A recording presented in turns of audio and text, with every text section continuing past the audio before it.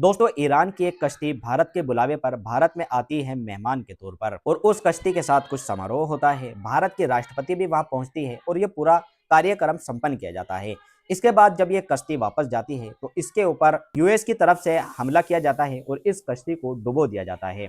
भारत सरकार इसके ऊपर कुछ नहीं बोलती। एक तरफ तो जब ईरान के सदर की यूएस की स्ट्राइक में मौत हुई, उसके ऊपर भारत सरकार कुछ नहीं बोली। दूसरा, जब ये किश्ती भारत सरकार के कहने पर भारत में आई और जब यहां से वापस जा रही थी तो इसके ऊपर हमला हुआ तो भारत सरकार इस पर भी नहीं बोली।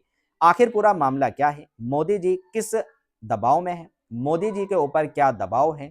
किस से डर रहे हैं? आखिर क्या पूरा मामला है? ओवैसी साहब इस पूरे मामले पर बोलते नजर आ रहे हैं। वीडियो देखें, ओवैसी साहब क्या बोल रहे हैं।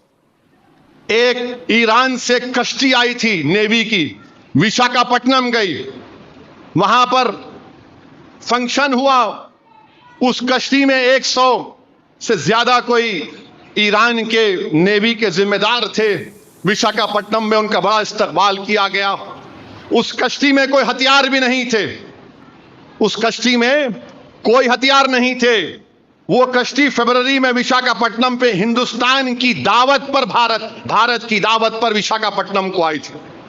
वो निकलकर इंडियन ओशन जो बहते हैं, बहरे हिंद, वहां से जा रही थी तो ये अमेरिका की सबमरीन ने एक टॉर्पीडो मारकर उस ईरान की कश्ती के परचखे उड़ा दिए। वहां नहीं है, ईरान की टेरिटरी में नहीं है, इंडियन ओशन में है। सबमरीन से टॉर्पीडो मारकर श्रीलंका के करीब हैं। मीडिया ने लिखा, जराया अबलाग से मालूम हुआ कि 80 से ज्यादा उस जो वहां पर उस कश्ती पर थे वो हलाक हो गए। आप बताइए, मैं पूछना चाह रहा हूं जो कह रहे हैं कि 25 करोड़ को निकाल कर फेंक दो, जालिमों, अगर वो चीन की कश्ती इतनी करीब आ जाती तो तुम क्या करते बताओ? वो चीन की कश्ती अगर हमारे मुल्क के करीब आ जाती, ये पागल बोलते नहीं हमारे इंडियन वाटर में नहीं थी। अरे पागल, पानी का बॉर्डर नहीं, कितना करीब आ गया दुश्मन वो देखो। भारत के वजीर आजम की जिम्मेदारी है, दस्तूरी जिम्मेदारी है, कॉन्स्टिट्यूशनल रेस्पॉन्सिबिलिटी है कि बताए देश को कि क्या हुआ। ये हम अमेरिका से क्वाड में हैं, क्या अमेरिका को आपने बताया था? कौमसा जेसीओ सब एग्रीमेंट साइन किया आपने?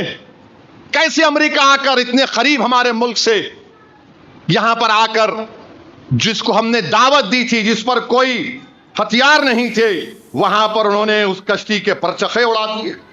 और मेरे अजीज दोस्तों और बुजुर्गों, बताना यही चाह रहा हूं कि अगर इसी तरह से माहौल चलता रहेगा, ये हुकूमत अगर शुतुरमुर्ग की तरह अपने चेहरे को जमीन के अंदर छुपा लेगी तो फिर याद रखिए नुकसान आपको होगा। आप चाइना जो हमारे लिए सबसे बड़ा खतरा है, उसको आप क्या पैगाम दे रहे हैं? उसको आप क्या पैगाम दे रहे हैं बताओ? आपने अमेरिका को बताया कौन? अच्छा, हैरत की बात यह है कि अमेरिका भी आ रहा था विशाखापट्टनम, बोला हम नहीं आते, और जैसा ही ये विशाखापट्टनम से निकलकर बहरे हिंद में गए, वहां पर इनको टॉर्पीडो से मार दिए।